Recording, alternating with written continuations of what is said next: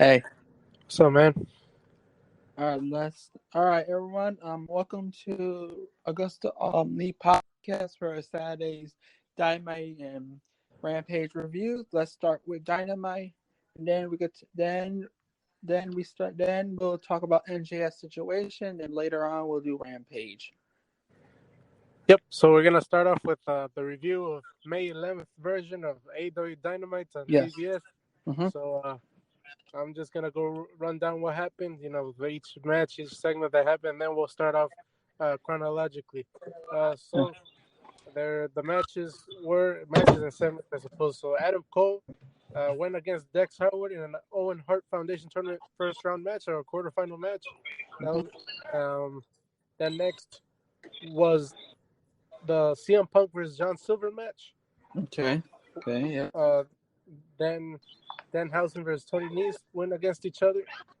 After that was the segment between MJF and Wardlow, and the contract negotiations, the contract signings.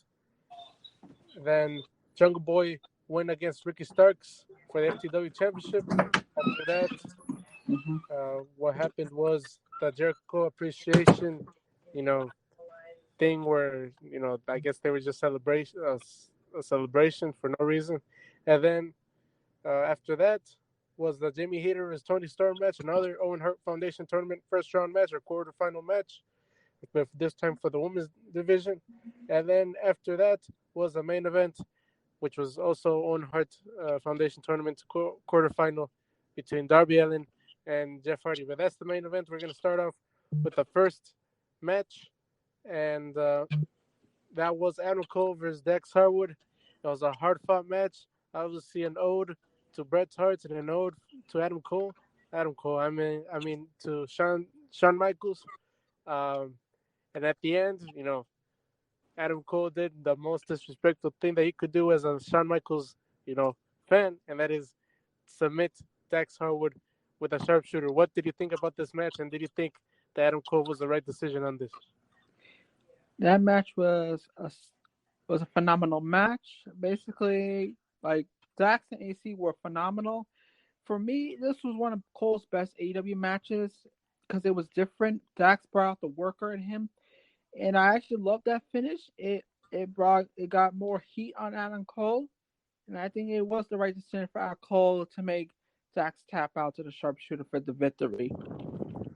Yes, the only thing that I could probably nitpick, obviously, I really like that. I just want to say I really like this episode of Dynamite. I'm not going to say much negative things. If I say negative things, it's just nitpicks and whatever. I think this was one of the better episodes of Dynamite in the whole past year of AEW.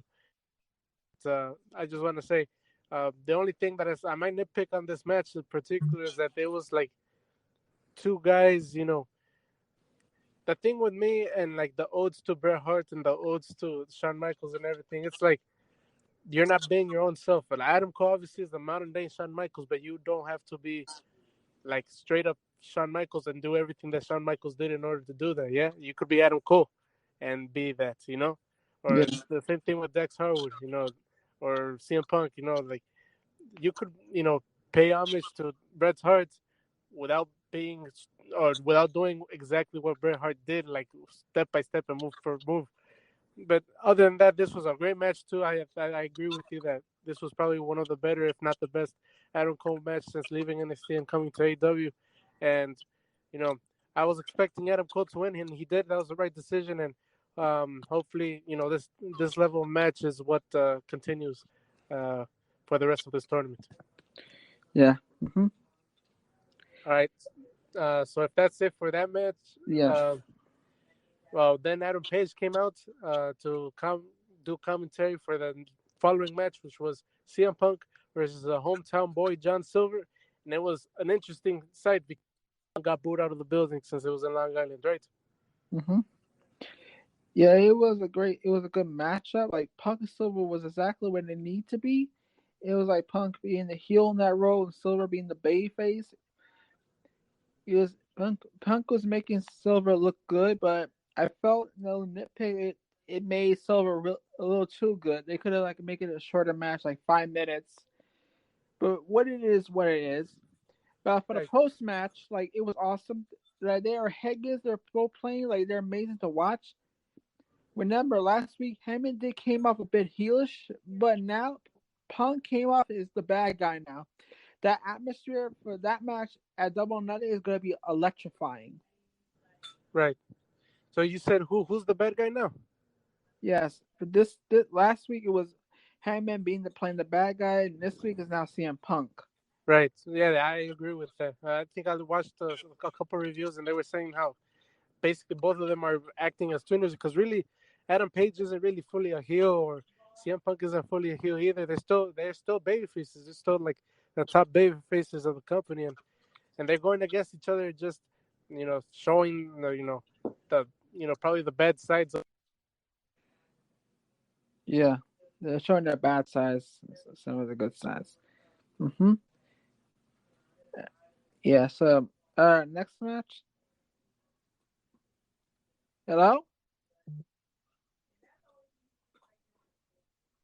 Hey, what's going on? Um, I'm sorry, everyone. There's been a technical difficulties. For now, I will take over for now until he comes back. All right, let's get to the next match. Is Can you hear me? Yeah, I hear you. I don't know what happened. My bad. That's probably because I got a call and the microphone kind of switched. But I'm here now, right? Yeah, you're here. Okay. Okay, so the CM Punk thing, I was saying, they're good people, good characters, but they show their bad sides against each other, and it's gonna be a great match. They're basically tuners against each other. It was good to see Long Island react as a heel, react to CM Punk as the bad guy. We kind of Mm-hmm. got a glimpse to what heel CM Punk might look like, and I think the crowds are gonna dictate this one. It's either gonna be CM Punk turning heel or Adam Page turning heel, which I don't see it happening. I think CM Punk is turning heel here, and we're gonna for double or nothing. I really like this segment or this post match. I suppose I like the match too, but a good post match. Yeah, it was a good post match. Okay, so if that's all we got for this match, we're gonna continue. There was a backstage interview with Britt Baker, Jimmy Hayter, and Reba. Basically, just sowing dissension between Britt Baker and Jimmy Hayter, and all that. Mm-hmm. But we could gloss over that. And the next match was Danhausen versus Tony Nese, Yes. and this was a quick one as well, but Mm-hmm. a very quick seconds long. And surprisingly, Tony Nese got the win. Job match, essentially, jobbing Danhausen. And it was this one is also about the post match. So if you want to talk about the post match. Yes, talk about post match. Okay, first of all, I was a bit surprised that the knee squashed Danhausen, but in a way, it kind of worked. I like that they they set the tag match from the post show for the Double or Nothing pre show. It basically give the match like some meaning and a story, and not just a story pre show match. Right. Right. Yeah. Tony Nese really looked really good after this one. Obviously, it's a win against Danhausen, but this was the best that Tony Nese has ever looked in WWE or AEW, period. And this is good for his stock up in the AEW roster. But yeah, if you want to continue. Yeah. All right, I want to continue. Like Danhausen and Hook, they're like a good team. Like one that gets a curse and Hook does his thing. Maybe Danhausen is trying is been sent by Tony Khan to get Hook over. Or do you think it's Danhausen trying to get the Hook over, or is it Hook trying to get Danhausen over? I don't know. I don't think Danhausen is ever going to really be uh, a serious, wrestling competitor.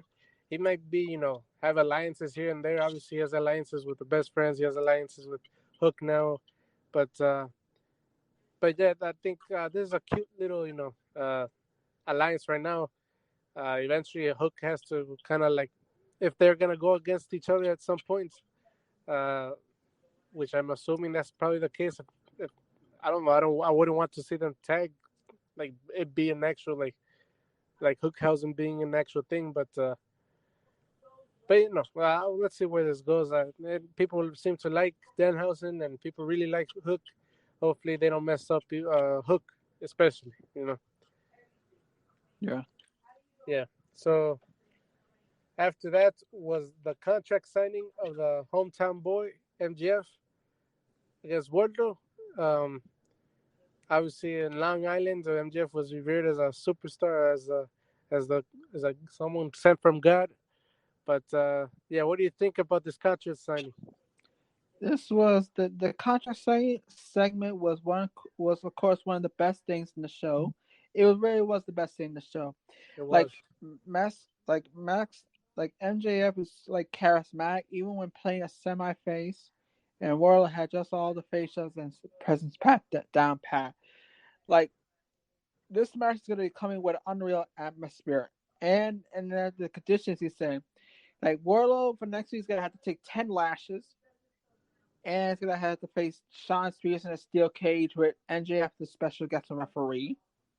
If he can make it through them, then we get MJF at Double or Nothing. But then we got stipulation to that match at Double or Nothing that if Warlow loses, he cannot sign the contract with AEW or get a contract with AEW at all.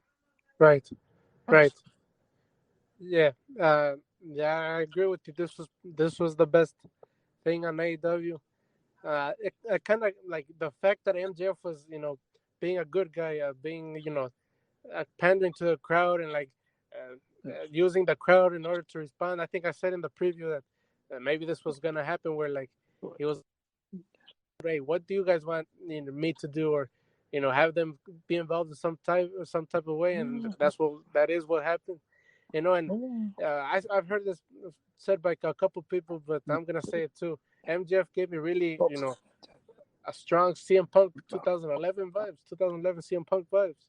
It's like the fourth wall character that was talking about things that were happening in the back and management, like when he mentioned Cody Rhodes and how he was his best friend, and the whole situation about not getting the contract that he wants, backstage, and that Tony Khan doesn't want to talk about it, his renovation or his contract,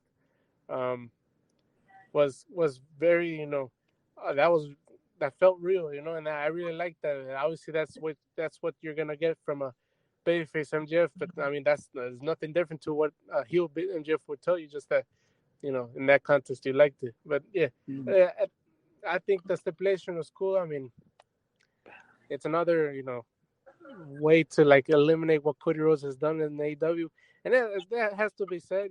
Like AEW or Tony Khan is clearly like trying to eliminate Cody Rhodes, historical accomplishments from AEW. If we're not gonna criticize that from AEW, should they criticize when it's happening in WWE? But yeah, other than that, this was a great segment, the best segment of the year, I think, and one of the better segments in AEW's history. So I really liked this. Mm-hmm. Yeah, it was a great segment, no doubt. Yeah. So then Jungle Boy went against Ricky Starks. Yes. Ricky Starks got the win off of cheating. What do you think about it? Like like Starks and JB had a great match, and I also felt it was tad unappreciated with everything else going on tonight. Like the right guard won, and the story was served Lee with interesting.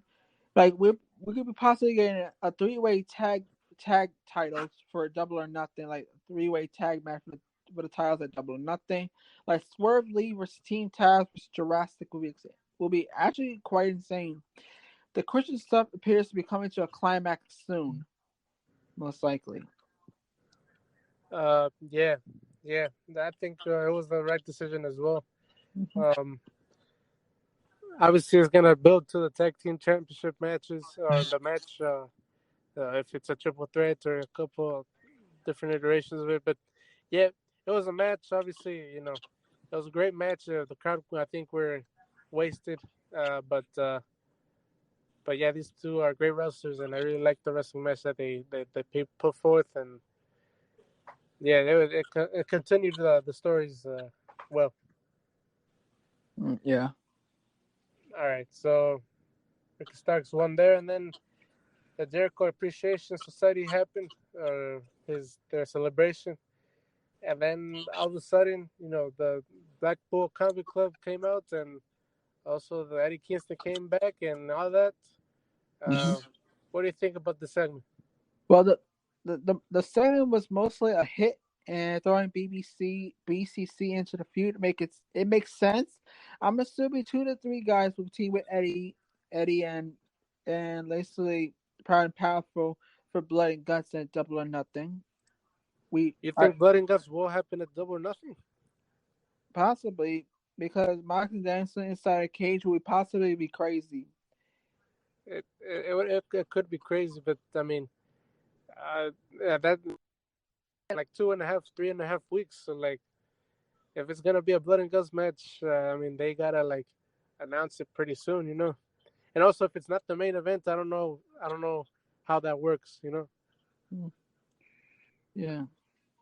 But yeah, it was a good segment. I thought it was a good segment too. It made sense, and it continued the story as well.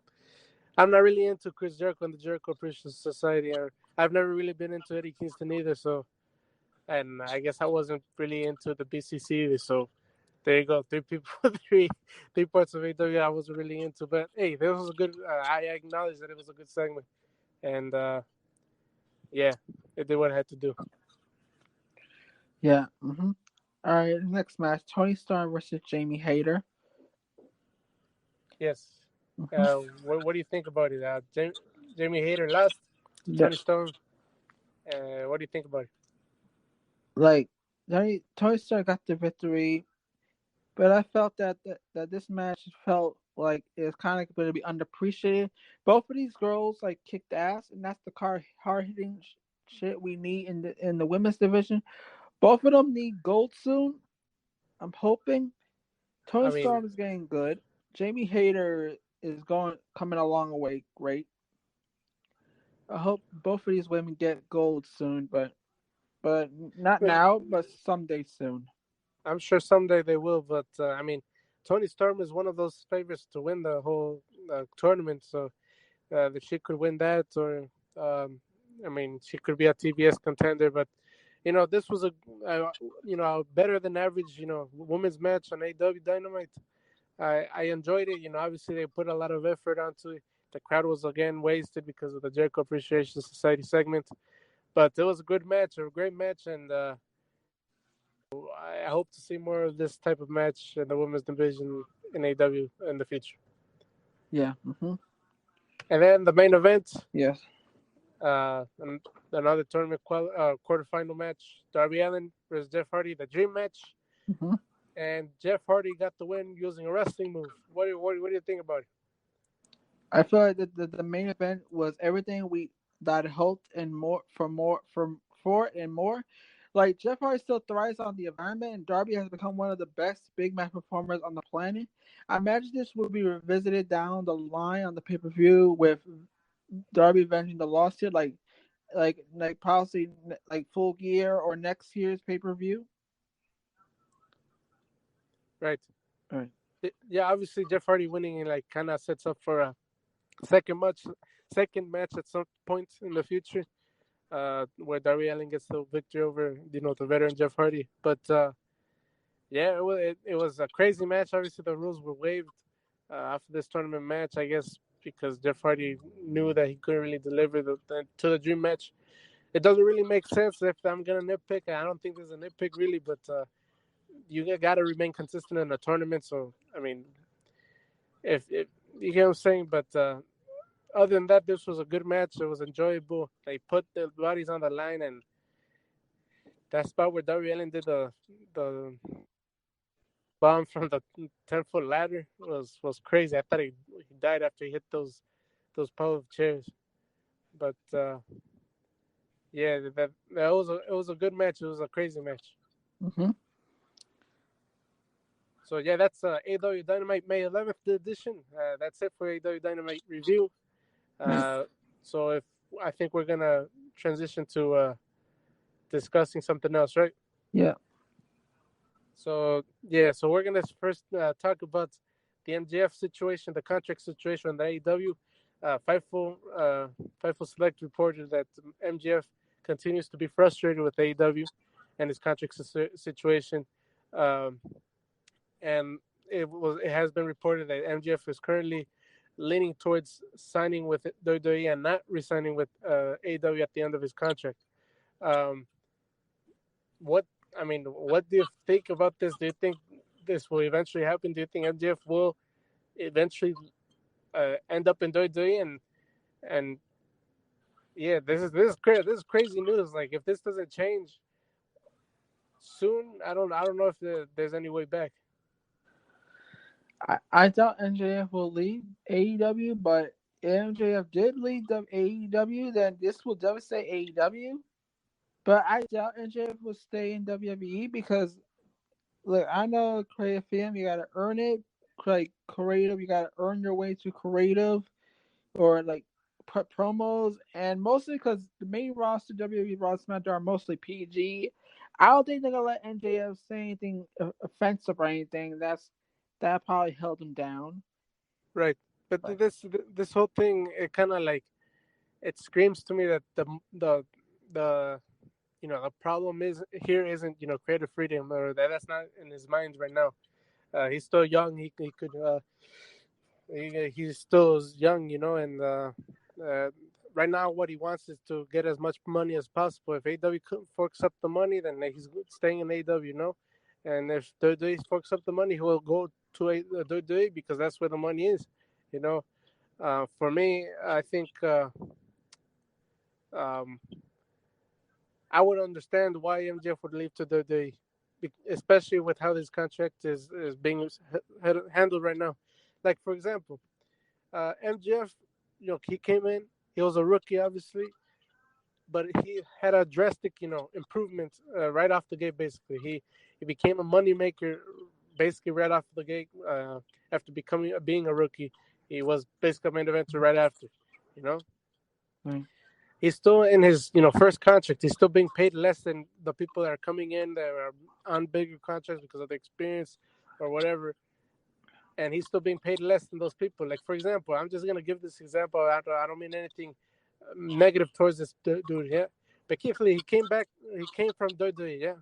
Yeah. Obviously, he came with his experience from WWE and then NXT and all that, and with his WWE contract, yeah. So they paid him more, and I wouldn't to be a surprise if Keith Lee right now has a bigger contract than MJF's, And if you were to ask me, and were to ask anybody, MJF deserves a higher contract than Keith Lee,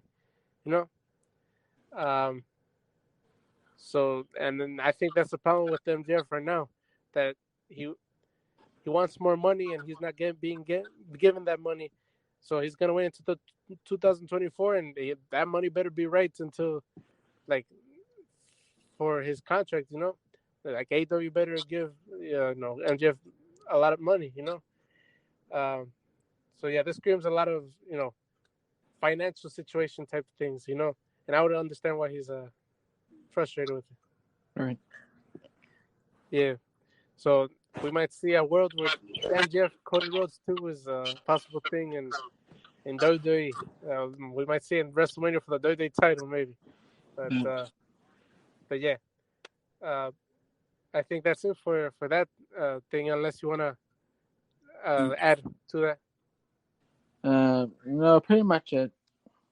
All right, and then I think we're gonna discuss one more thing, right? Right. Mm-hmm. So it's the whole situation with Kota Ibushi, and the other people. I haven't really been following the situation. I just know that Kota Ibushi is also frustrated with the backstage of in New Japan, and it being, a lot of harassing, a lot of old school tactics of handling a wrestling promotion, and he's been injured, and and his mismanagement of his injuries and of the talent in general, and right now Kota Ibushi is at odds with that management, and it seems like it's a possibility that he won't be in New Japan for long. Yeah, pretty much. What do you What I feel that like all because like Ibushi is not his fault. He had to deal with the situation with the Japanese mafia, Yakuza, the Japanese mafia. You know, it's about some old school booking going on with New Japan. I feel that the people kept comparing the New Japan's the Yakuza thing with WWE Saudi Arabia, which is not the same. It's quite different, but it's not the same as people describes it. Oh, I saw the tweet too. Like I think somebody said that we should criticize AEW for you know um, for involving themselves with New Japan, who involves with themselves with a group like the Yakuza, and and and people criticize WWE for involving themselves with something like or a place like Saudi Arabia. Yes. And I see where they come from, but I agree with you. I think it's two different things. Yes. But I mean, we can't ignore the fact that the Yakuza is also apparently a bad group, and New Japan's involvement with it now, and AEW's involvement with New Japan. But I don't know. Uh, Yeah. it's two different things. It's not the same thing. Yeah. So yeah, I think I don't think Kotaibushi will leave New Japan. Honestly, if he does leave, I don't think he's going to AEW. Yeah. I think he would go somewhere like Impact and carry the weight there. But that's speculation, purely speculation. Um, so yeah, do you have anything else to add? And that's about it. All right. Let me say. When we get back, we will review Rampage, and so see everyone for Rampage. Okay. Okay, we're back. Unfortunately, my co-host left because some personal matters. He will be back next week, so I'll finish up the Rampage review and report the other news. Alright then, okay, let's get to the Rampage. Here are the matchups. The TNT Championship, Scuba Sky versus Frankie Kazarian. The Owen Hart quarterfinals for the women's, Ruby Soho versus Riho. The Butcher Blade, Mark Quinn versus Death Triangle. Sean Spears versus Bear Boulder.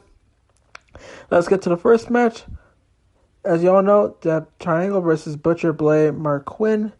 As usual, Rampage start with a competitor for the first match ready. Just go as soon as the show goes on. For the men, the match are known for the high flyability, so this bout had a lot of quick moves and got the crowd on his feet. The exchange between Quinn and Ray Fix was especially fast-paced. The Bunny did her usual routine of trying to distract the Bayface, so the heels, Kachi, kept to a minimum. She mostly walked around and yelled at people. At the fun of the match was, I kind of felt it was too much of a series of quick spot sequences that were planned out in a little too in advance. That's my problems with six-man tags. It's hard to get everyone in time in the ring without sacrificing a bit of logic. That being said, the crowd was definitely winning this one. It is easy to understand why Pac scored a win from the team with Black Arrow finisher. So the lights went out after the match. When they came back, House of Black was on the apron. They quickly disappeared without engaging in a fight. So that being said, after this match, so basically we will get Death Triangle versus the House of Black. Mostly a double or nothing. So what kind of trios match would it be? I'm hoping. And more to that, like Malachi Black is the leader, and we got Buddy Matthews. Oh yeah, and that big brute guy. So anyway, let's go on to another match. Bear Boulder versus Sean Spears. So at the match, Boulder picks up Spears at a gorilla press right away, shut Spears up after he talked a little trash, but the champion avoided him in the corner, started beating on him with his hard left hands. Spears shows some power by picking Boulder up his shoulders and hit his finisher for the win. This was a short match, but effective for it just wasn't much. As Spears continued to take his opponent with a chair after the match had ended, he addressed Wardlow through the camera and told him that he was coming for him. And here's Riho versus Ruby Soho. So let's go to that match. We got a quarterfinal match in the Women's Owen Hart Foundation tournament this week. And Soho battled Ruby Rio in the third match of the night. It's not often that Soho has 3 pounds on her opponent. She makes her use that advantage to control the pace, keep Rio off balance. The former champ had controlled most of the break, but the runaway was able to grab her in a submission and ground her for a bit. We could tell these two had not worked together much before this, but they still did a good job. They made this feel like a competitive fight feel, especially after a commercial break. After all, serious close calls, Soho scored a win to advance to semi-finals. Like after a bunch of combos. Then we had the Jade Cargill segment. It was basically her talking about her Hikaru Shida take out injury, and Rella will be taking her place in Owen Hart. But no, there's been a change of plans by Tony Khan. It's going to be next week Red Velvet versus Chris Stanlander for the Owen Hart Cups finals or qualifying match or whatever it's called at this point. That was part of the interview. I think it's building towards Jade versus Chris Stanlander. So anyway, okay, all right. Now we go to the main event. I'm getting sleepy. Scorpio Sky versus Ethan Page. During the pre-match, it was clear Sky was trying to do things an honorable way, while Ethan Page and Lambert wanted to take the low road so the chant home take the night off. The first AEW tag champs compete over a singles title like a big deal, and the crowd gave them warm welcomes during the entrance. Expected is a great display of professional wrestling ability for 2 veterans who had traveled the world with world honoring their craft. When you put 2 people a certain skill level in the ring together, you almost always going to have a good performance out of them. This was more evenly matches contested out of the night, and there was never more than a minute when one man controlled by the other one found a way to cover him.